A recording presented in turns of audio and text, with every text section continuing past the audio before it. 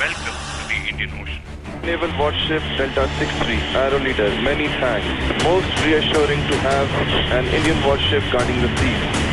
Arrow Leader, Delta 63. May you touch the sky with glory.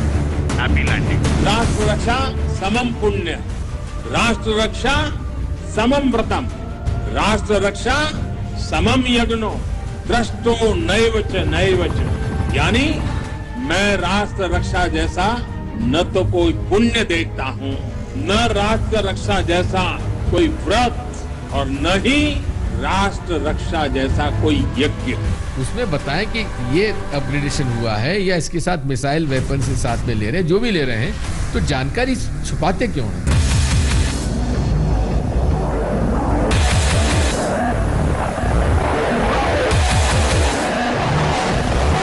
और दुश्मन जो छोटी मोटी अपनी खिड़कियों में खड़े होकर शरारतें करते हैं, उनकी आंखें बंद करने के लिए रफाल का नाम ही काफी है।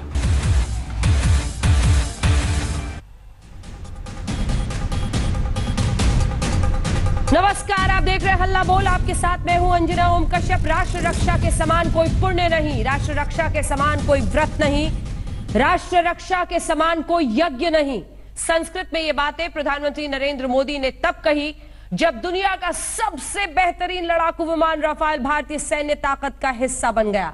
दोपहर के करीब 3:05 पर 5 राफेल विमानों ने अंबाला एयरबेस में एंट्री ली, लेकिन राफेल के आते ही एक बार फिर से सियासत शुरू हो गई। कांग्रेस वही पुराने सवाल दागे, कीमत क्यों नहीं बताते, देरी क्यों हुई, मतलब 2019 में फेल, फिर भी राफेल। ये रिपोर्ट फिर चर्चा की शुरुआत, क्योंकि आमने सामने की टक्कर में आज सुधांशु त्रिवेदी भारतीय जनता पार्टी के सांसद और राष्ट्रीय प्रवक्ता जुड़ेंगे और उनके सामने होंगे गौरव वल्लभ, राष्ट्रीय प्रवक्ता कांग्रेस पार्टी के। लेकिन बहस से पहले ये रिपोर्ट।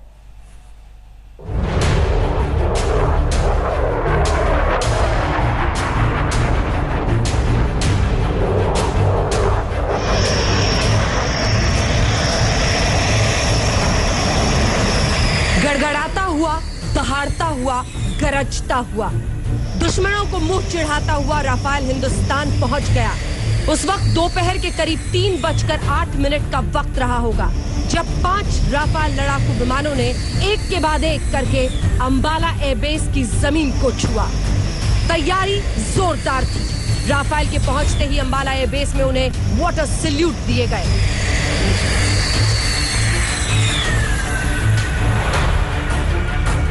वायुसेना प्रमुख अंबाला एयरबेस में मौजूद थे। उन्होंने फ्रांस से विमानों को लेकर हिंदुस्तान पहुंचे अपने जाबाज पायलटों से मुलाकात की और उनके हौसले को सलाम किया। Indian Naval Warship Delta 63. Welcome to the Indian Ocean. इससे पहले राफेल जैसे ही हिंदुस्तानी समंदर के ऊपर पहुंचा, INS कोलकाता में मौजूद कमांडर्स ने उनका स्वागत किया। इसके बाद हिंदुस्तानी आसमान में 5 राफेल विमानों को 2 सुखोई MKI विमानों ने जोरदार स्वागत किया। दोनों सुखोई राफेल को एस्कॉर्ट करते रहे। Welcome to the Indian Ocean. Naval Warship Delta 63, Arrow Leader, many thanks. Most reassuring to have an Indian warship guarding the seas. Arrow Leader, Delta 63. May you touch the sky with glory. Happy landings. Delta 63, Arrow Leader, wish you fair winds. Happy hunting over and out. आज ऐतिहासिक दिन है। देश का इंतजार पूरा हो गया और हमारे जवानों का मनोबल 7वें आसमान पर पहुंच गया। राष्ट्र रक्षा समम पुण्य, राष्ट्र रक्षा समम व्रतम, राष्ट्र रक्षा समम यज्ञो, दृष्टो नैव च। यानी मैं राष्ट्र रक्षा जैसा न तो कोई पुण्य देखता हूँ, न राष्ट्र रक्षा जैसा कोई व्रत और न ही राष्ट्र रक्षा जैसा कोई यज्ञ।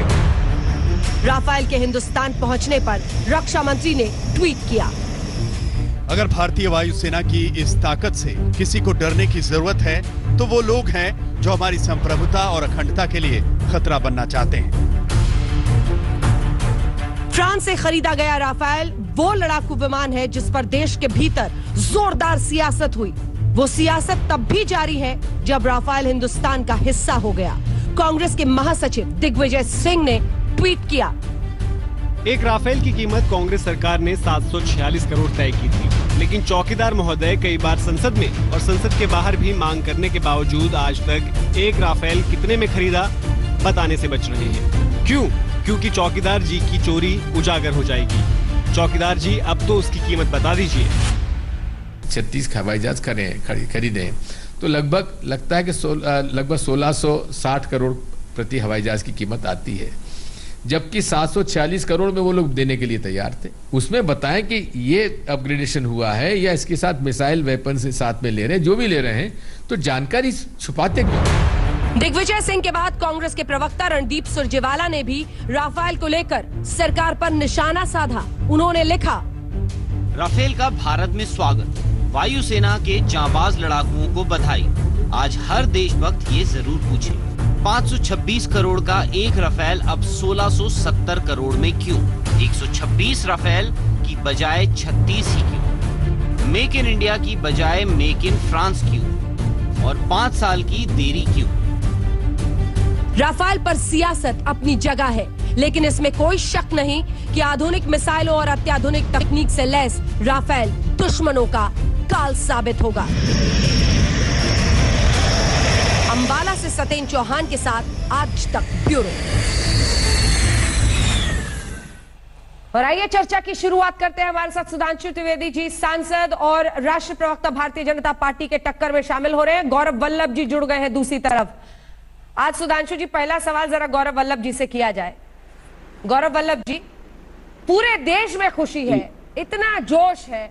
2019 में यही राफेल उठाकर आप लोग इतनी बुरी तरह से शिकस्त के शिकार हुए, लेकिन फिर भी वापस आज के शुभ दिन भी आप वही रोना चाहते हैं देश के सामने। अंजना जी, मैं कांग्रेस पार्टी का ऑफिशियल स्पोक्स पर्सन हूं, तो मैं जो भी बोलूंगा कांग्रेस पार्टी की तरफ से बोल रहा हूं। नंबर एक चीज अंजना जी, और बड़े सम्मान के साथ और बड़े हर्ष के साथ ये एक वाक्य बोल रहा हूं कि आज 5 राफेल का हिंदुस्तान की सरजमी पर मैं सैल्यूट करके स्वागत करता हूं। ये के लिए और समस्त देशवासियों के लिए एक बहुत ही बड़ा और गौरव प्रदान करने वाला दिन है। और मुझे खुशी इस बात की है कि जिस हवाई जहाज को कांग्रेस पार्टी ने शॉर्टलिस्ट किया, जिस हवाई जहाज को कांग्रेस पार्टी ने फाइनलाइज किया, वो हवाई जहाज आज देश की, हिंदुस्तान की सरजमी पर आ चुका है। ये मेरे लिए दूसरा हर्ष का विषय है। पहला तो मेरे देश की शक्ति बढ़ी, दूसरा इस हवाई जहाज को शॉर्टलिस्ट मेरी पार्टी ने किया। नंबर तीसरी बात कि आज तीसरे हर्ष की बात ये है मेरे लिए कि हिंदुस्तान के लोगों का पैसा से जो हिंदुस्तान के लिए हवाई जहाज खरीदे गए, और मैं अभी डिफेंस मिनिस्टर साहब और भारतीय जनता पार्टी के एक नेता का वक्तव्य सुन रहा था, मुझे बहुत अच्छा लगा।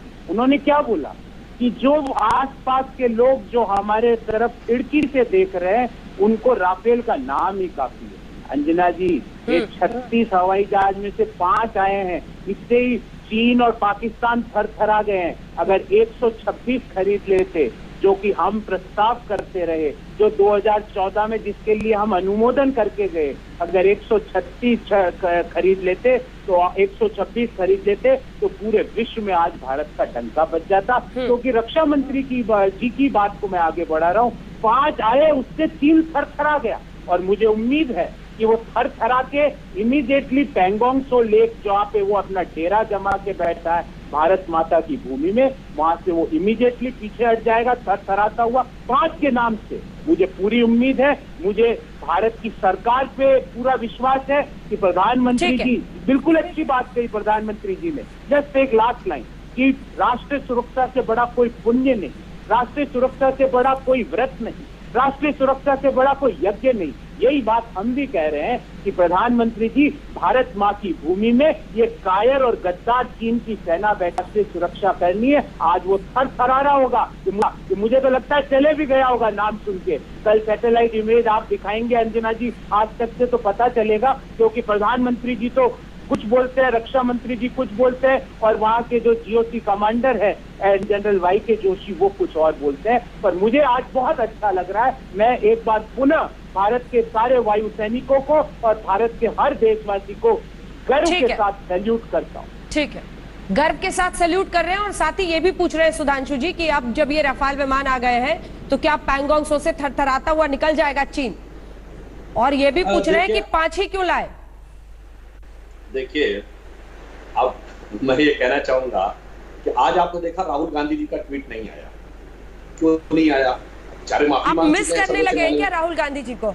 अगर उनका वीडियो नहीं आता तो मिस करने लगी है क्या बीजेपी? मिस कर रहे हैं, आप बहुत मिस कर रहे हैं। जिसने आस्तीन चढ़ा के 1 साल तक चौकीदार आगे नारा लगवाया, इसी के लिए लगवाया था ना। आज वो राफेल भारत की धरती पर और उनकी तरफ से कोई बयान नहीं। क्यों? इसलिए अंजना जी, इन्होंने राजस्थान में अपने विधायकों को जो पिक्चर दिखाई ना, उस मुगले आजम का एक डायलॉग था कि जब्त मैं करूं जिसकी दुनिया वीरान हो चुकी है। आज जिले इलाही के अरमानों पर बिजली गिरी है। तो आज जब राफेल भारत की धरती पर अवतरित हुआ है तो इनके अरमानों पर बिजली गिरी है, इसलिए शायद मुंह से कोई शब्द नहीं निकल रहे हैं। और अभी देखिए हमारे मित्र गौरव वल्लभ जी ने क्या शब्द प्रयोग किया। मुझे इस बात के लिए गर्व है कि मेरी पार्टी ने शॉर्टलिस्ट किया था। जनाब, शॉर्टलिस्ट डिफेंस एक्विजिशन कमेटी करती है या उसका कोई पार्टी से लेना देना होता है? हाँ, सरकार का लेना देना होता है, त्वरित निर्णय, प्रभावी निर्णय और एग्जीक्यूशन से। शॉर्टलिस्ट तो रक्षा विशेषज्ञ करते हैं, उसमें कोई पॉलिटिकल इंटरफेरेंस नहीं होता है, मगर आपको उसमें नजर आ रहा है। और मैं एक और बात कहना चाहूंगा, अब इनकी विचारों की क्या हालात कही जाए। ना बेचारे पायलट को समझ पाए, न जहाज को समझ पाए, तो इनकी हालात किसी से छुपती ही नहीं है। आज प्रधानमंत्री जी ने जो ट्वीट किया, अब उसमें इन्होंने राष्ट्र रक्षा के लिए बात कही, तो व्रत, पुण्य और यज्ञ तो इनकी समझ से परे है, क्योंकि सांप्रदायिक शब्द है। अब राष्ट्र और रक्षा, राष्ट्र रक्षा के लिए अभी इनके जिन महान नेता ने आरोप लगाया है, उनकी राष्ट्र रक्षा के प्रति प्रतिबद्धता इसे समझी जा सकती है जिनको हाफिज में साहब नजर आया हो। ये नई तस्वीरें आई हैं, जरा फुल स्क्रीन दिखाते हैं। सुधांशु जी अपनी बात पूरी कीजिएगा, फुल स्क्रीन दिखाइए जरा। ये तस्वीरें आ रही हैं वहां से, अपने जाबाज पायलट्स जो इस राफेल विमान को लेकर आए हैं, ग्रुप कैप्टन हरकीरत सिंह के नेतृत्व में। ये पूरा राफेल का बेड़ा उठाकर, ये देखिए भव्य नजारा। फाइटर पायलट्स जो राफेल को लेकर आए हैं, राफेल के रखवाले कह लीजिए इन्हें, क्योंकि आजकल सबकी नजर इन्हीं तमाम पायलट्स पर है जो इस जबरदस्त लड़ाकू विमान को लेकर भारत की सरजमीन पर लैंड किए हैं। ये तस्वीर हर किसी के लिए रोमांचक। कौन होगा वो भारतीय जिसका सीना गर्व से नहीं, खुशी से नहीं फूलता होगा इन तस्वीरों को देखकर, जब आप अपने फाइटर पायलट्स को देखते हैं राफेल के साथ। चलिए अपनी बात पूरी कीजिए। लेकिन सुधांशु जी जिस फिल्म का डायलॉग आप बोल रहे हैं, उसी फिल्म में एक डायलॉग ये भी है प्रभु कि जिले लाही कांटों को मुरझाने का खौफ नहीं होता। अब ये तो पहले ही हार चुके हैं, ऐसे निचले स्तर पर है, तो इनके लिए वहां से पत्थर उछालना तो आसान है, लेकिन सवाल पूछ रहे हैं। अब मैं उसका भी जवाब देता हूँ, आपने लाइन का इसका भी जवाब दे देता हूँ। अंजना जी, बहुत सही आपने कहा। अरे जिनके हाथ में गुलाब था 4 पीढ़ी से, उन्हें मुरझाने का खौफ था। हमारे नेता तो हमेशा कांटों के ही बीच में से आगे निकले, इसलिए मुरझाए नहीं, वो बढ़ते चले गए। अब मैं ये कह रहा हूं, जो अभी आपने ये दिखाया शॉट, इसमें मैं एयर चीफ मार्शल भदौरिया साहब को पहचान रहा हूं। आपने कहा किसका सीना गर्व से नहीं पड़ जाएगा। बिल्कुल हर भारतीय को गर्व होगा, सिवाय उसके जिनको हाफिज में साहब नजर आता था, ओसामा में जी नजर आता था, जाकिर में शांति का मसीहा नजर आता था, अफजल में हारात का मारा नजर आता था, इशरत में बेटी नजर आती थी, और भारत का सैन्य कमांडर, सैन्य चीफ, सड़क छाप गुंडा नजर आता था। बस उनको गर्व नहीं होगा। मैं अपने पहले वाक्य पे जाता हूं, उनके अरमानों पर बिजली गिरी है। बाकी हर भारतीय गर्व से पूरी तरह प्रसन्न चित्त है कि आज हमारी शक्ति में और वृद्धि हो गई। बस ये अंतर है हमारी सोच और उनकी सोच। गौरव जी, सुधांशु जी आज राहुल गांधी को बहुत मिस कर रहे हैं, कह रहे हैं आज राफेल आया था, 2 लाइन लिख देते। अच्छा जी, सुधांशु जी, मैं आपको विश्वास दिलाता हूं कि आपको हतोत्साहित नहीं होना पड़ेगा।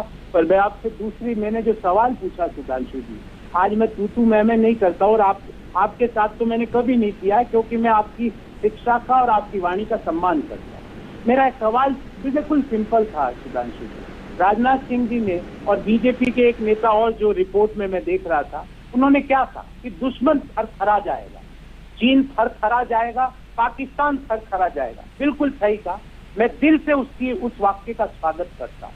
तो सुधांशु जी, मेरा सवाल बिल्कुल छोटा सा है कि 126 से ज्यादा थरथराता कि 36 विमान जो आपने खरीदे उससे ज्यादा थरथराएगा? मेरा छोटा सा सवाल है सुधांशु जी। दिल्ली इलाई, मुगले आजम, मेरे को पता आपको बहुत डायलॉग आते हैं, तो मुझे उससे डायलॉग नहीं आते सुधांशु जी। मेरे को तो सीधी बात पूछनी आती है कि 136 से ज्यादा थरथराता 126 से कि 36 से ज्यादा थरथरा जाएगा, ये बता दीजिए। ठीक है सुधांशु जी, सीधा सवाल है, सीधा जवाब। बिल्कुल सीधा जवाब।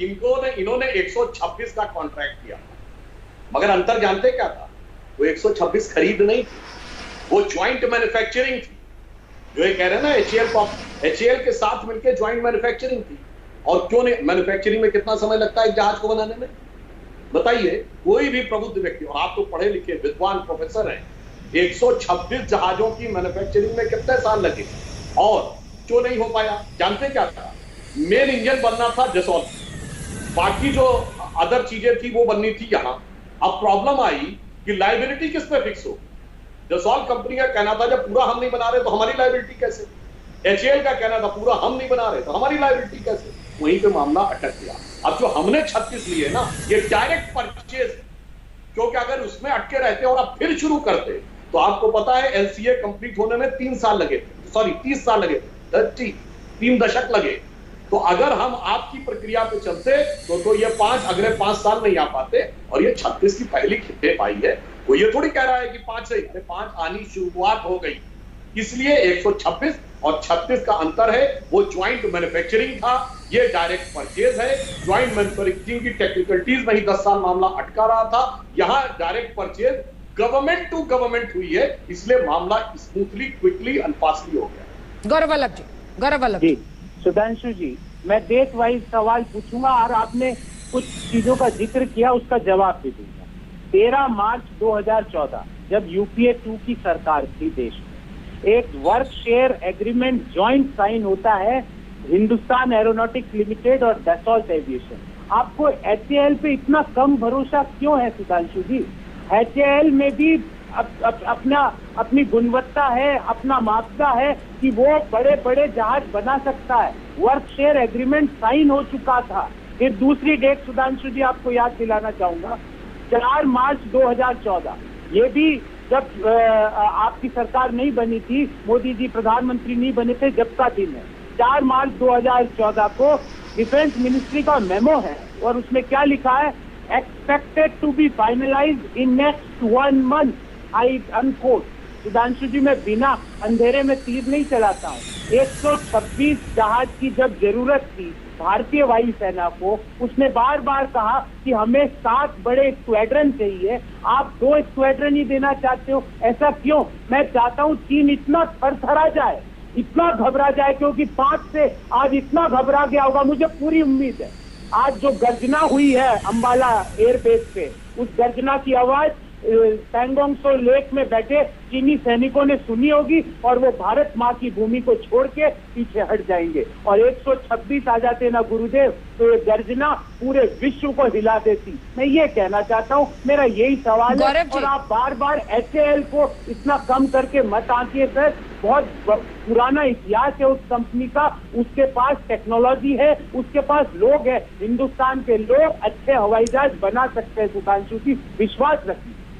ठीक है, इसका जवाब उनसे लेते हैं, लेकिन आप मजाक उड़ा रहे हैं, कटाक्ष कर रहे हैं, क्या कह रहे हैं समझ नहीं आ रहा सर। बार बार जो आप कह रहे हैं कि यहाँ पर आ गया तो इस गर्जना से चीनी भाग जाएंगे, ये क्या है? आप गंभीरता को समझते हैं इस इशू के? मैं मजाक को नहीं करता हूँ, मैं कभी मजाक नहीं करता हूँ। अच्छा। मैं ये कह रहा हूँ पैंगोंग त्सो लेक में जो भारत माता की भूमि में चीनी सैनिक घुसे हुए हैं, वो इस गर्जना से घबराएंगे और मुझे विश्वास है, और नहीं घबराएंगे तो हमारे वीर सैनिक उनको हटाएंगे, मुझे पूरा विश्वास है। मैं ये बोलना चाह रहा हूँ, ये स्ट्रेटेजिक इश्यूज में अंजना जी मैं कभी मजाक या कंटेक्चुअल करने की बात नहीं करता। वो आपकी नंबर थ्योरी से कन्विंस नहीं है, उनको अभी भी लग रहा है कि ये जो 5 आप लाए, आपने क्वांटिटी के साथ समझौता किया है। आप बिल्कुल फैक्ट पे बात करते हैं। गौरव वल्लभ जी ने 2 डेट्स बोली, वो डेट क्यों नहीं बोली जब ये राफेल की शुरुआत हुई? राफेल का कॉन्सेप्ट तो कारगिल वॉर के बाद आ गया था ना, जब आपकी सरकार आई उस समय ही ये बात आगे बढ़ चुकी थी। 72 मीटिंग्स तो हमारी सरकार के समय में हुई। ये बताइए, आपकी सरकार के समय में 2000 से 2014 मार्च तक सिर्फ इतना ही हो पाया, क्यों? और एचएएल की जहां तक बात, एक टेक्निकल पॉइंट मैंने जवाब दे दिया था, क्योंकि लाइबिलिटी का इशू आ रहा था कि अगर कोई फॉल्ट निकलेगी तो किसकी जिम्मेदारी होगी, एचएएल की या डसॉल्ट? दूसरा एक इशू और भी था, आपकी सरकार का आधिकारिक बयान है कि एचएएल ने लिख के दिया था कि हमारे पास जो कॉन्ट्रैक्ट्स है अभी 10 साल हम और कॉन्ट्रैक्ट्स लेने की स्थिति में नहीं है। तो सरकार की, आप अभी की सरकार के समय वह एक स्थिति बन गई। अगर बात बतानी है तो AK एंटोनी साहब का दिया गया संसद के पटल पर वह बयान भी बता दीजिए कि एचएएल क्यों उसको एक्सेप्ट करने को तैयार नहीं था। और जो मैंने आपको दूसरा बताया, आपके में 10 साल तक ये चीज क्यों होती है? एक बार सब कुछ कंप्लीट हो गया अंजना जी, फिर फाइल में लिख दिया गया कि एक बार पुनः रिविजिट कर लिया जाए, वी एक्सेप्ट यानी स्वीकार कर लिया कि होना चाहिए, मगर उसको पुनः रिविजिट कर दिया जाए। तो इस प्रकार की बातों के कारण ही यह लगातार ये बातें आगे बढ़ती रही और हमारी रक्षा के लिए आवश्यक। अच्छा, रफेल तो छोड़ दीजिए, आप ये बताइए आपकी 10 साल के समय में कौन सा महत्वपूर्ण रक्षा उपकरण खरीदा गया, ये बता दीजिए। और दूसरा, आपने एक बड़ी अच्छी बात कही, एचएएल पे क्यों नहीं भरोसा था। अंजना जी, मैं देश के दर्शकों को बताना चाहता हूं, हम वो देश हैं जिसने चंद्रयान और मंगलयान बनाया। मंगलयान हमने सबसे सस्ता बनाया, हम चंद्रमा और मंगल तक का मंगलयान बना सकते थे, पर लड़ाकू जहाज नहीं बना सकते। बात किसी के गले के नीचे उतरती है, बना नहीं सकते थे, नहीं बनाना नहीं चाहा। क्यों नहीं चाहा? मैं ईमानदारी से कहता हूं, हमने सैटेलाइट बनाने इंदिरा जी के जमाने में प्रोजेक्ट शुरू कर दिया था, क्यों नहीं बनाया? शायद इसलिए कि लड़ाकू जहाजों की खरीद होती रहे, मामला चलता रहे। अब डिफेंस प्रोडक्शन की स्थापित नीति मोदी जी की सरकार के समय में ही आई। और आपको बता देना चाहता हूं, अभी कुछ ही दिनों में हमारी मिसाइल्स एक्सपोर्ट होने की स्थिति में पहली बार आने वाली है।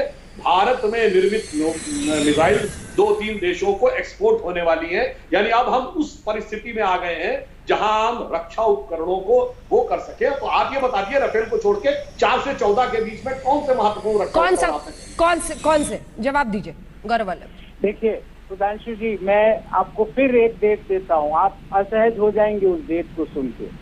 ये जो इंडियन एयरफोर्स ने जो 126 हवाई जहाज खरीदने की जो अपनी रिक्वेस्ट है ना सुधांशु जी, कब की थी आपको बताऊं मैं? 2000 में, जब आपकी सरकार थी। 2001, आपने कौन सी खरीदी, कौन सा देश लाए सर, उस पर आइए ना। आपकी सुई एक ही जगह अटकी हुई है, उस पर इससे बड़ा जवाब नहीं है सुधांशु जी के बाद। 3 बार उन्होंने जवाब दे दिया, आप बहस को आगे ले चलिए ना सर। आप जितना समय उनको दे उसका आधा भी मुझे दे दे तो आप ही को बोल रही हूँ प्रभु, आप ही को बोल रही हूँ। क्या खरीदा आपने 2004 और 2014 के बीच में? कोई जवाब है, कोई हथियार है जो आप सुनाना चाहे दर्शकों को, ताकि लोग भी कहें कि वाह वो कांग्रेस थी। एक सवाल का उत्तर दूंगा अंजना जी, सवालों से भागने वाला व्यक्ति नहीं हूँ मैं, आपको पता है ये चीज। हाँ गौरव, मैंने पूछा 2000 में जब इंडियन एयरफोर्स ने 126 हवाई जहाज नए मांगे थे, तो 2000 से 2004 तक सुधांशु जी आपने क्या किया उन कागजों का? तो उन कागजों को क्या आपने रद्दी टोकरी में फेंक दिया? और 2-3 दिन पहले ही एक निर्णय आया था कि उस तत्कालीन रक्षा मंत्री उस समय के एक बड़े घूसकांड में उनको दोषी ठहराया गया। आपने पढ़ा होगा सुधांशु जी, मुझे उम्मीद है। दूसरी बात, आपने कहा कि आपने क्या क्या चीजें खरीदी उस आपके दौरान। सुधांशु जी आपको भी पता है, 6 साल हो गए आज सरकार को, 6 साल से ज्यादा हो गए। आज ही 5 राफेल विमान क्यों आए? क्योंकि डिफेंस प्रोक्योरमेंट समय लेता है, समय लगता है उनको। L1 बिडिंग हमने 2011 में राफेल की कर ली थी, उसके बाद 14 में मैंने आपको मेमो तक पढ़ के सुना दिया, आप चुप है उस बात पे। तीसरी बात, मैं आपको एक तथ्य और देना चाहता हूँ। आपने एचएएल की बात करी, आपने कहा हिंदुस्तान सब कुछ बना सकता है, बिल्कुल सही कहा। मैं तो आज भी कहता हूं, आपने 36 उनसे खरीदे, तो अब भी प्रभु, मैं अभी भी कहता हूं आपको कि बाकी के 90 एचएएल से क्यों नहीं बनवा लेते? पिछले 6 साल में हम कह के थक गए। 36,000 करोड़ का ठेका एचएएल से लेके आपने किसको दिया सुधांशु जी? आज मैं तू मैं नहीं करना चाहता। शुभ दिन है देश के लिए। देश के सरजमी पर 5 नए लड़ाकू विमान आए हैं, जिससे दुश्मन थरथरा रहा है। मैं आपसे आज ऐसे कठिन सवाल नहीं पूछना चाहता हूँ, तू मैं की डिबेट नहीं करना चाहता हूँ। देश आज कोरोना महामारी में फंसा हुआ है, 50,000 केस प्रतिदिन बढ़ते जा रहे हैं। तो इन सब चीजों में मेरे तो सीधे से सवाल है, 126 ज्यादा है कि 36 ज्यादा है? नंबर 1। नंबर 2, 6 साल आपने क्या किया, मैं भी आपसे पूछ सकता हूँ, आप जवाब दे दीजिए उसका। नंबर 3, 2000 से 2004 तक आपने क्या क्या खरीदा? 126 जहाजों को आप बंद लिफाफे में करके क्यों बैठ गए? नंबर 4, HAL से आज भी बनवाने का ऑर्डर क्यों नहीं देते? क्यों नहीं भरोसा करते हमारी सार्वजनिक क्षेत्र की कंपनियों को? क्या आप सिर्फ सार्वजनिक क्षेत्र की कंपनियों को बेचने के लिए बैठे हैं कि उनसे उनकी उपयोगिता और एफिशिएंसी बढ़ाने के लिए बैठे हैं? ये 4 सिंपल सवाल पूछे हैं, मैं तू मैं नहीं करना चाहता हूँ। अब आप जवाब दे दीजिए, मैं शांति से सुन रहा हूँ। ठीक है, इसका जवाब लेंगे, इसका जवाब लेंगे। एक second sir. Farmer air chief marshal V S Dhanoa ने कहा है कि गेम चेंजर राफेल साबित होगा। पूर्व अधिकारियों को आप बहुत कोट करते हैं गौरव जी, लेकिन इससे पहले कि हम आपको सुनाएं ये सब कुछ और चर्चा आगे लिए चले, आइए आपको सुनाते हैं इंडिया टुडे कॉन्क्लेव 2 मार्च और 2019 यानी पिछले वर्ष जब इंडिया टुडे कॉन्क्लेव में प्रधानमंत्री नरेंद्र मोदी आए थे, तब उन्होंने खास तौर पर राफेल का जिक्र किया था। यह आज महत्वपूर्ण लगता है। उस दिन और आज के दिन के बीच का फासला है, आज राफेल हिंदुस्तान पहुंच गया है। सुनिए क्या कहा था प्रधानमंत्री नरेंद्र मोदी ने। राफेल की कमी आज देश ने महसूस की है। आज हिंदुस्तान एक स्वर में कह रहा है कि अगर हमारे पास आज राफेल होता तो शायद इससे भी नतीजा कुछ और होता। और ये बात हम साफ साफ समझे कि राफेल पर पहले स्वार्थ नीति, उसके कारण और अब राजनीति के कारण देश का बहुत नुकसान हुआ है। इसका मतलब गौरव वल्लभ जी आप समझ रहे होंगे, प्रधानमंत्री ने कहा कि राजनीति की वजह से बहुत नुकसान हो रहा है। खास तौर पर इसी राफेल को लेकर प्रधानमंत्री नरेंद्र मोदी पर आपकी पार्टी लगातार हमला करती रही।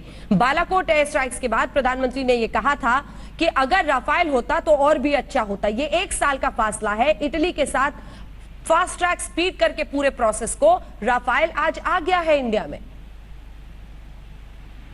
आप मेरे से सवाल कर रहे हैं अंजना जी? जी गौरव जी। जी, आपने मेरे से पहले पूछा कि 2004 से 14 के बीच क्या क्या खरीदा। अच्छा, बीच में किसी ने भेज दिया मैसेज? नहीं भेजा नहीं अंजना जी, ये कागज है, मैं तो सारे कागज लेके बैठता हूँ। मुझे पता है अंजना जी कि इसी तरह के सवाल आप पूछेंगी, क्योंकि आप सब सवाल पूछने के लिए मशहूर है और कांग्रेस पे आपकी दृष्टि थोड़ी ज्यादा अच्छी है। आप हमको ज्यादा ताकतवर बनाना चाहते हो, मुझे पता है। तो M777 हाउस खरीदे 2004 से 14 के बीच में। नंबर 2 सुधांशु जी, K9 वज्र जो आज रक्षा में यूज होता है वो खरीदा।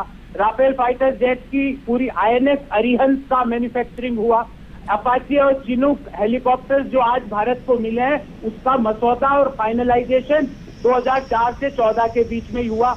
स्कॉर्पियन पनडुब्बी 2004 से 14 के बीच में आई। अब और क्या बताऊं सुधांशु जी, मैं तो आपकी हर सवाल का ऑब्जेक्टिव आंसर दे रहा हूं, आप मेरा सवाल का उत्तर दे दीजिए। आप 26 को 136 से बड़ा क्यों दिखाना चाहते हैं? क्यों नहीं आज यहाँ पे बोल देते कि 136 भी खरीदेंगे, HAL से ठेका देके HAL से बनवाएंगे? मैं तो प्रधानमंत्री जी की बात कर रहा हूँ। आत्मनिर्भर भारत का जमाना है। जब आत्मनिर्भर भारत का जमाना आ चुका है तो हमारे HAL से हम 90 हवाई जहाज क्यों नहीं बनवाते? उनको वापस 36,000 करोड़ का ठेका देके देश में ही राफेल क्यों नहीं बनवा लेते? क्यों टेक्नोलॉजी ट्रांसफर देश में क्यों नहीं बनाते? फ्रांस पर क्यों डिपेंड करना पड़ रहा है? ठीक है, आत्मनिर्भर भारत। बिल्कुल। अब मैं इनका बाकायदा भी दोबारा उत्तर देता हूँ। अब इनको मैं पहले क्रम से दूं या बाद के क्रम में? मैं चलिए रिवर्स क्रम में चलता हूँ। आपने कहा कि 36 से 126 अब ले आए, आप 36 बाकी यहां बनवा लीजिए। गौरव वल्लभ जी, आप प्रोफेसर हैं। Transfer of technology and transfer of the situation of manufacturing, ये कोई बच्चों का खेल है कि तुरंत हो जाता है? आपको पता है MiG-21 हमने पहले बनाए थे। MiG-21 किस ईयर में लॉन्च हुआ और किस ईयर में भारत में बनना शुरू हुआ? आपको पता है MiG-21 1965 जो थर्ड अरब इजराइल वॉर हुई थी 67, जिसको 6 डे वॉर कहते हैं, उसमें यूज किया गया था। और उससे पहले इजराइल ने चुरा लिया था एक इराक का MiG-21। भारत में मैन्युफैक्चरिंग HAL के पास ट्रांसफर ऑफ टेक्नोलॉजी 80 के दशक में आई। 91-92 में MiG-21 बनता था। इट टुक 20 इयर्स, 20 वर्ष का समय लगा ट्रांसफर ऑफ टेक्नोलॉजी में। आप तो ऐसे कह रहे हैं भैया वहां पे 36 बनाए थे, अब यहां बना लो। मैं तो कह रहा हूं 36 वहां पे मोबाइल बनाए हो तो यहाँ 126 बनाने के लिए फैक्ट्री लगानी पड़ेगी ना उसी टेक्नोलॉजी की। तो इसलिए मेरे विचार से यह विषय गंभीरता का है और आप जैसे प्रबुद्ध व्यक्ति को गंभीरता से बात करनी चाहिए, ना कि राहुल गांधी इफेक्ट से। अब मैं आपके पहले वाले पे आता हूं। मैंने तो अपने पहले वक्तव्य में कहा था कि कारगिल वॉर के बाद इसकी शुरुआत हुई, तो जब सन 2000 में इसको किया गया तो अब उसके बाद आपने खुद बोला L1 L2 यह प्रक्रिया होती है। अरे भाई सैद्धांतिक सहमति हुई, फिर ग्लोबल टेंडर्स इनवाइट किए जाते हैं, पहले रिक्वायरमेंट तय होती है और जब तक रिक्वायरमेंट तय हुई और शॉर्टलिस्ट होते होते आपकी सरकार आ गई थी। अब मैं विनम्रता से आपसे पूछता हूं, राफेल के साथ आपकी सरकार ने जिस अन्य जहाज को शॉर्टलिस्ट किया था उसका क्या नाम था और वो किस कंट्री का था, आप बताइए। जी सुधांशु जी, मैंने आपको एक वर्क शेयर एग्रीमेंट का जिक्र शुरुआत डिबेट। अब चलिए मैं बताता हूं। अब ठीक है, मैं आगे इस विषय को आगे जवाब ले दे रहा हूं ना, आप समय तो दीजिए सुधांशु जी। वो तो सिर्फ एक नाम है ना, जहाज का बड़े कठोर प्रोफेसर बन रहे हैं, आप उत्तर देने का समय नहीं देते, ये तो गलत बात है ना। प्रोफेसर साहब लॉन्ग क्वेश्चंस का लॉन्ग आंसर देते हैं, रुक जाइए। हाँ प्रोफेसर साहब, प्रोफेसर साहब आएंगे जवाब देंगे। हाँ लीजिए पहले प्लीज सुधांशु जी एक सेकंड, प्रोफेसर साहब जवाब तो दे दें। हाँ। सुधांशु जी आपको पता है मैं सीधे सवालों का सीधा जवाब देता हूँ। आपने कहा ये बच्चों का खेल नहीं है, ऐसे नहीं होता है, टाइम लगता है। सुधांशु जी 4 मार्च 2014 को और 13 मार्च 2014 बहुत इंपॉर्टेंट डेट है, वर्क शेयर एग्रीमेंट साइन हो चुका था HAL और डसोल्ट के बीच। आपने आके उसको भंग कर दिया। उस वर्क शेयर एग्रीमेंट में सुधांशु जी अगले 4 साल में ये सारे के सारे हवाई जहाज जो बाकी बचे 108 हवाई जहाज थे राफेल, वो भारत में HAL बनाता, टेक्नोलॉजी ट्रांसफर का उसमें उल्लेख किया गया था। सुधांशु जी आपने आके उसको स्क्रैप कर दिया। आप जो चाहे वो कर सकते हैं, आपकी सरकार है, पर आप अपने ही लोगों पे, अपने ही सार्वजनिक क्षेत्र पे विश्वास नहीं करते, HAL पे विश्वास नहीं करते, औने पौने दामों में आप PSU बेचते जा रहे हैं। आप करिए, पर देश आपको माफ नहीं करेगा। 36,000 करोड़ का ठेका लेके आपने देश ने तो 2019 में गौरव जी 2019 में देश ने तो आपका ये सुना नहीं ना सर, राफेल। ठीक है सुधांशु जी बोलिए। अब मैं देखिए वो KBC की तरह ऐसा नहीं होगा कि मैंने प्रश्न पूछ के छोड़ दिया। वो दूसरा जो आपने शॉर्टलिस्ट किया था राफेल के साथ, तो वो था यूरोफाइटर, जो 6 यूरोपीय देशों का एक साझा प्रोजेक्ट था। अब आप इस पे आ रहे हैं कि 4 वर्ष के अंदर बनने का वो था। अरे भाई मैं पूरी ईमानदारी से पूछता हूं, भारत को छोड़िए, दुनिया में एक हवाई जहाज बताइए जो 4 साल में बनकर तैयार हो गया। इसलिए मैं कह रहा हूं यथार्थ परख होकर बात करनी चाहिए। वर्क शेयर एग्रीमेंट 2014 में मैं HAL की क्षमता पर नहीं, HAL की क्षमता आपने प्रयोग की होती तो हम कब के हवाई जहाज बना दिए होते। अच्छा HAL ने आज तक 4 साल में कोई जहाज बनाया हो बता दिए, HAL छोड़ दीजिए। दुनिया में कोई कंपनी, चाहे जनरल डायनेमिक्स F-16 बनाने वाली हो, ये डसोल्ट राफेल बनाने वाली हो, या मिग बनाने वाली रशियन कंपनी हो, जो 4 साल में वर्क एग्रीमेंट करके वो बना देगी। इसलिए मेरा मानना है यही समस्या है कि कांग्रेस में एक से एक बुद्धिमान लोग होते थे, और यदि असत्य था तो AK एंटोनी जी ने क्यों बोला संसद में कि साहब 10 साल तक अभी HAL के पास टाइम नहीं है बनाने का, इसलिए वहां पे वो मामला आके फंस गया।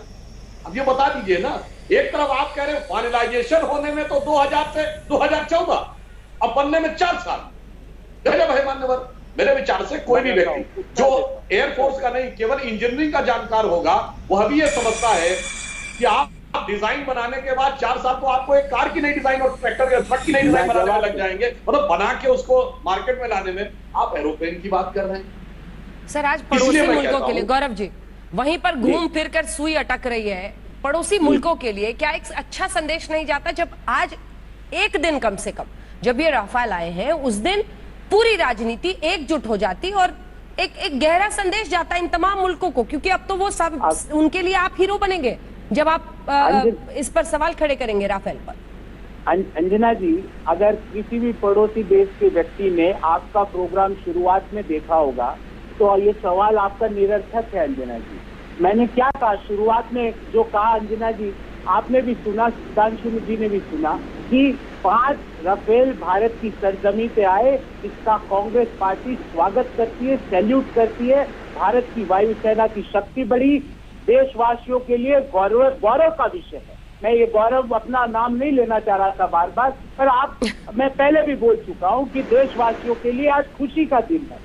पर मेरा 2-3 सवाल है, उसका जवाब सुधांशु जी घुमाते रहते हैं मुझे 2000 से 2014। अरे प्रभु 2000 से 2004 तो आपकी सरकार थी, आप सो रहे थे उस समय। बंगारू लक्ष्मण जी कैमरे के सामने क्या कर रहे थे, मैं आज डिबेट में नहीं बोलना चाहता सुधांशु जी। मुख्य मुद्दा क्या है आज? मुद्दा है हमारे लिए, सबके लिए गौरव का विषय है, हर देशवासी के लिए गौरव का विषय है, पर बड़ी समस्याएं भी आज खड़ी हो चुकी है। आज चीन देश के अंदर घुस के बैठा हुआ है सुधांशु जी, प्रधानमंत्री जी उसके बारे में कुछ बोलते नहीं है। 50,000 कोविड के केस प्रतिदिन होते हैं, लोग मरने पे रिकॉर्ड बनते जा रहे हैं मॉर्टेलिटी रेट के, प्रधानमंत्री जी कुछ बोलते नहीं है। 10 करोड़ लोगों ने, कल एक रिपोर्ट आई कॉमर्स मिनिस्ट्री की स्टैंडिंग कमेटी में, सरकार ने कहा 10 करोड़ लोगों का रोजगार जाने वाला है, प्रधानमंत्री जी कुछ बोलते नहीं है।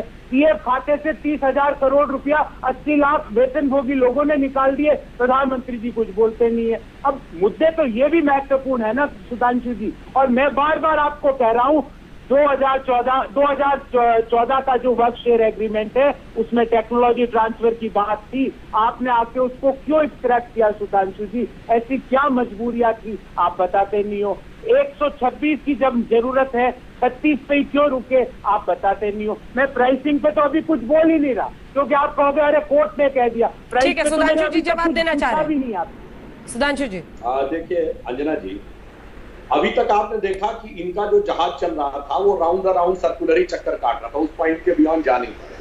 अब रडार के ही बाहर हो गए। भाई ठीक है, जब कोविड का विषय होगा हम उस पर ही बात करेंगे। आपका तो जहाज रडार के बाहर हो गया, दूसरे विषय पे चले गए। अब मैं बताना चाहता हूँ, ये आप जानते प्रश्न क्यों पूछ रहे हैं? इसमें आपकी कोई गलती नहीं है, ये आपकी आदत है, आपकी फितरत है, कुछ हद तक शरारत भी कह सकते हैं, क्योंकि आपने तो सेना के हर एक्शन पे सवाल पूछे। जब बालाकोट हुआ है, अभी जिसके संदर्भ में प्रधानमंत्री जी बोलते दिख रहे थे, जिसको दिखाई गई कि अगर हमारे पास राफेल होते तो हमें दूसरे पाकिस्तान की सीमा में जाना ही नहीं पड़ता, हम अपने यहां से काम कर सकते थे। उस समय भी सवाल था। जब सर्जिकल स्ट्राइक हुई उस समय भी सवाल था, ये क्यों किया गया? और ये कोई आज की बात नहीं है। वाजपेयी जी की सरकार में जब पोखरण विस्फोट हुआ तो आपकी पार्टी का ऑफिशियल बयान है, कौन सा ऐसा खतरा था जिस वजह से करना जरूरी था। और जब 1974 में आपने किया, हमने भूरी भूरी प्रशंसा की, जबकि उस समय तो आप पाकिस्तान को रोन के खड़े थे।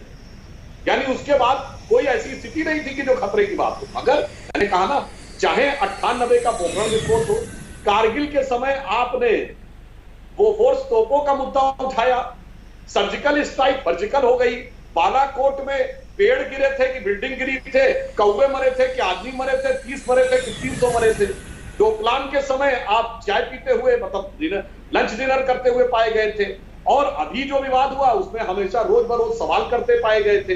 तो इसलिए मैंने कहा कि जो आपके प्रश्न है इस पे हमें कोई आपत्ति नहीं है, परंतु ये प्रश्न ऑब्जेक्टिव नहीं है, यानी ये तथ्य नहीं है। मैंने फिर कह रहा हूं, ये आदतन है, फितरतन है, शरारतन। जल्दी से आपकी आदत हो गई है सर हर जगह। आपको कहीं ये तो नहीं लग रहा कि राजनीतिक फायदा एक के बाद एक ले रहे हैं? पहले राम मंदिर की तारीख पूछ रहे थे, वो भी अब होने वाला है। इधर राफेल की तारीख चल रही थी, अब वो भी आ गया सर। तारीख नहीं बताएंगे आप? मैं कोई नहीं देख रहा हूँ सोशल मीडिया पर कोई पूछ रहा हूँ, तारीख नहीं बता। सुधांशु जी आपने रडार का जिक्र किया, हालांकि आज बहुत इंपॉर्टेंट विषय है और देश के लिए बहुत मजबूत विषय है, सब देशवासी खुश है। पर हमारे देश में एक रडार विशेषज्ञ है सुधांशु जी, आप ही की पार्टी में है।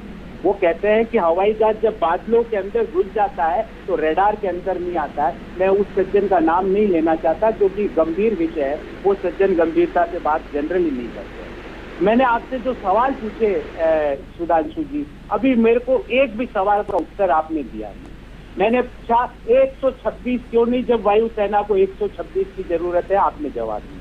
मैं बार बार पूछ रहा हूँ HAL के ऊपर आपको इतना कम भरोसा क्यों है? जब वर्क शेयर एग्रीमेंट साइन हो गया था तो आपने उसको स्क्रैप क्यों किया? आपने उसका जवाब नहीं दिया। मैं पूछ रहा हूँ पैंगोंग तो लेक में हम कैसे चीनी सैनिकों को, जो उन्होंने वहाँ हेलीपैड बना लिए हैं, जहाँ उन्होंने अस्पताल बना लिए हैं, जहाँ वो रेडार लेके बैठे हैं और उनका रेडार वो बादलों के अंदर भी देख लेता है सुधांशु जी, वो वाला रेडार नहीं है जो मजाक आप लोग करते हो, वो रेडार लेके वहां बैठे हैं, उनको पीछे कब धकेलोगे? इन सवालों का गंभीरता से उत्तर दीजिए। आप कह रहे हो आप रेडार से बाहर हो गए, मैंने कहा देश के सामने बड़ी चुनौतियां आज और भी है। उसके बारे में जिक्र किया। पर ये तीनों सवाल तो सुरक्षा से रिलेटेड है, आप इनका जवाब दीजिए ऑब्जेक्टिवली वन बाय वन, तो लोगों को लगे कि आप सवालों को सुनते हैं और सवालों का जवाब देते हैं। बार बार 1973 पोखरण, मैंने आपसे सवाल पूछा 2000 से 2004 के बीच जब वायुसेना ने आपसे हवाई जहाज मांगे, आप चुपचाप क्यों बैठे थे? आपने क्या किया? आपके पास कोई उत्तर नहीं। आपने मेरे से पूछा 2004 से 14 क्या क्या खरीदा, मैंने जवाब दे दिया। अब आप भी जवाब दीजिए ना प्रभु, आप सरकार में हो, सवाल ज्यादा आपसे पूछे जाएंगे, मुझसे नहीं पूछे जाएंगे सुधांशु जी। मैं जब सरकार में हमारी पार्टी आएगी, आपके हर सवाल का ऑब्जेक्टिवली उत्तर दूंगा। सुधांशु जी देखिए, अगर ये इस प्रोग्राम को रिवाइंड करके देखा जाएगा तो मैं हर बार इनकी बात का जवाब दिया, अलग अलग तरीके से मैंने जवाब दिया। आज गौरव जी ट्रेन होकर आए हैं, आज गौरव जी यही सवाल पूछेंगे। पूरा इन्होंने 38 मिनट बिता दिया, वही 4 सवाल। प्रोफेसर साहब, बच्चे भी थक गए होंगे, उसको 4 तरह से जवाब दे चुके हैं सुधांशु जी। सुधांशु जी उसके 4 तरह से जवाब दे चुके हैं, अब वो 5वें तरीके से जवाब देंगे। सुनिए। हाँ, ठीक है अंजना जी, इम्पोर्टेंट सवाल है ना, वो बार बार पूछे जाते हैं जब तक उनका उत्तर नहीं मिलता है। ऐसे सवालों को छोड़ने वाला विपक्ष नहीं है कांग्रेस पार्टी। सवाल पूछेगा और जब तक उत्तर नहीं मिलेगा सवाल पूछता जाएगा। सुधांशु जी, अरे साहब, इसीलिए मैं कह रहा हूं, सवाल तो आपको तब समझ में आएगा जब आप समझना चाहेंगे, जब आप अपनी आंखों से चश्मा उतारेंगे। चश्मा उतारो फिर देखो यारो, दुनिया नहीं है चेहरा पुराना, बदल गई बहुत दुनिया, आप अटके हुए हैं पुराने टाइम में। और मैं एक और बात आपसे कहना चाहता हूं, जो अभी आपने बात कही कि अब देखिए उसमें हम नहीं जाना चाहेंगे। आप हम सब ने बचपन में साइंस में क्वेश्चन पढ़ा होगा कि जो बरसाती दिन होते हैं, बादलों से भरी रात में रेडियो साफ क्यों सुनाई पड़ता है? शायद आप सबने भी सुना होगा ये। क्यों? एक टोटल इंटरनल रिफ्लेक्शन एक होता है कॉन्सेप्ट फिजिक्स में, जिसमें क्या होता है, रेडियो वेव्स जो है रिफ्लेक्ट होकर नीचे आ जाती है। और रडार का फुल फॉर्म क्या है? Radio detection and ranging. तो अब मैं उस टेक्निकलिटी में नहीं जाना चाहता, क्योंकि उतना टेक्निकलिटी समझना मैं समझता हूं कि आपके बस की है, आपके नेता के बस की नहीं है, इसलिए मैं उस विषय को छोड़ता हूं। मैं आप राजनीतिक विषय के ऊपर आता हूं। मैं सिर्फ ये कहना चाहता हूं कि जो कुछ चीन के साथ हो रहा है, मैं एक ईमानदारी की बात मैंने सिर्फ इसलिए कही कि आप सिर्फ ये देख लीजिए कि जो आप बोलते हैं ये किस देश में उसको कोट किया जाता है, हमारे पक्ष में या उनके पक्ष में। आप कह रहे हैं थर्रा गए, ये हो गए, वो चले गए। अरे भाई, हमने देखा है कौन थर्राता रहा, कौन गुर्राता रहा इतने साल तक। पूर्व रक्षा मंत्री जी का सदन में दिया बयान है कि इंफ्रास्ट्रक्चर सीमा पर चीन हमसे बहुत आगे। और इतना ही नहीं, उन्होंने कहा हमारी वर्षों से स्थापित नीति रही है कि सीमावर्ती क्षेत्रों में हम इंफ्रास्ट्रक्चर नहीं बनाएंगे। और सुनिए, जब हमारी सरकार आई तो तमाम रोड्स चाइना बॉर्डर पे इन्वायरमेंटल क्लियरेंस से पड़े थे। सबसे पहले 40 दिन में हमने वही क्लियर किए, उसके बाद बननी शुरू हुई। वो रोड को लेकर ही तो आज चीन के पेट में दर्द हो रहा है, जो हमारी रोड आगे वहां तक पहुंच गई है। इसलिए मैं कह रहा हूं कि इन सारे विषयों के ऊपर कभी कभी किसी समय के ऊपर मेरे विचार से चुप रहना ज्यादा बेहतर रहता है। यदि आप प्रशंसा नहीं कर सकते तो मौन धारण कर लेना ज्यादा बेटर है। अन्यथा आपकी पार्टी जब बोलने का प्रयास करती है ऐसे विषयों पर, तो फिर मैं आ रहा हूं जो प्रधानमंत्री जी ने कहा, राष्ट्र रक्षा से बड़ा कोई यज्ञ नहीं, राष्ट्र रक्षा से बड़ा कोई पुण्य नहीं, राष्ट्र रक्षा से बड़ा कोई धर्म नहीं, वो पूरी तरीके से आपके लिए निगेटिव साबित होता है। और आपको वैसे एक बात, इंटरेस्टिंग बात बता दूं, ये नभ स्पर्श दीप्तम, ये वायुसेना का लोगो है। ये किसने बनाया था? ये श्लोक में से ये हिस्सा लेकर किसने सजेस्ट किया था वायुसेना के लोगों के लिए? गौरव वल्लभ जी, आपको पता है? आप ही के सरकार के जमाने में हुआ। डॉक्टर सर्वपल्ली राधाकृष्णन, जो पहले उपराष्ट्रपति थे, बाद में राष्ट्रपति बने। मगर अफसोस, उस जमाने से आज तक आते हुए राष्ट्र भी भूल गए, रक्षा भी भूल गए, पुण्य भी भूल गए, धर्म भी भूल गए, यज्ञ भी भूल गए। केवल रह गए कुर्ते के ऊपर पहने हुए जनेऊधारी हिंदू। ठीक है प्रोफेसर साहब, एक आखिरी क्वेश्चन, इसका जवाब दीजिएगा, फिर ब्रेक लेना है जल्दी से। देखिए 2019 में एक प्रैक्टिकल क्वेश्चन मैं कांग्रेस पार्टी से पूछना चाहती हूँ। एक रिस्क आपने उस वक्त भी लिया था, राफेल आप खूब बोले, चौकीदार वाला भी नारा आपने खूब देश भर में लगवाया, बुरी तरह मुंह की खाए आप चुनावों में। ये रिस्क दोबारा मोड़ लेने की कोई वजह, कोई लॉजिक जरा समझा दीजिए, दर्शक भी बड़े ध्यान से सुनना चाहेंगे। पॉलिटिकली क्या इस मुद्दे पर दोबारा आप मुंह की खाना चाहते हैं? पॉलिटिकली बोल रही हूं मैं, आपके सवालों में दम हो सकता है, लेकिन पॉलिटिकली 2019 में ये खुदकुशी के बराबर साबित हुआ। अंजना जी, आज भी वो सवाल जायज है कि 126 रफाल की बजाय 36 रफाल ही क्यों? आज भी वो सवाल जायज है कि 526 करोड़ का एक हवाई जहाज सर जल्दी से जवाब दीजिएगा, ब्रेक का टाइम हो गया। डील कर लिया तो 1670 करोड़ रुपए में क्यों? आज भी वो सवाल जायज है कि make in India Rafale political logic पूछ रही हूँ, मैं पॉलिटिकल लॉजिक पूछ रही हूँ। सवाल जायज है, वो सवाल अभी भी उत्तर उनका नहीं मिला है। आज भी सवाल वो जैसे के तैसे खड़े हैं। और सुधांशु जी, आप तो विज्ञान के छात्र हैं, आपने आज रेडार के बारे में इतनी मैं आपको कहूंगा मतलब अवैज्ञानिक बात की है सुधांशु जी। मुझे अपेक्षा नहीं थी, क्योंकि आप विज्ञान के विद्यार्थी है और मुझे पता आपको सही उत्तर आता है, पर आपने अपनी झैक मिटाने के लिए गलत बोले। फिर आपने कहा कोर्ट तो सुधांशु जी एक वाक्य पूरी दुनिया में शी जिनपिंग करता हुआ घूम रहा है कि ना कोई घुसा है ना कोई घुसा हुआ है। वो कोर्ट कर करके शी जिनपिंग चाइना को क्लीन चिट दे रहा है। ये कोर्ट पूरी दुनिया में वो फायर फेस करता हुआ घूम रहा है सुधांशु जी। तो कोर्ट की बात तो सुधांशु जी एक लाइन में सर प्लीज।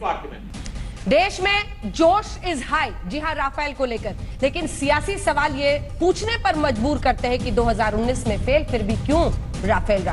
देखते रहिए आज तक। नमस्कार, मैं हूं अंजना ओम कश्यप। हमें उम्मीद है ये वीडियो आपको पसंद आया होगा। लेटेस्ट खबरों के लिए यूं ही देखते रहिए आज तक, और इस वीडियो के पसंद आने पर लाइक, शेयर एंड सब्सक्राइब करना ना भूलें।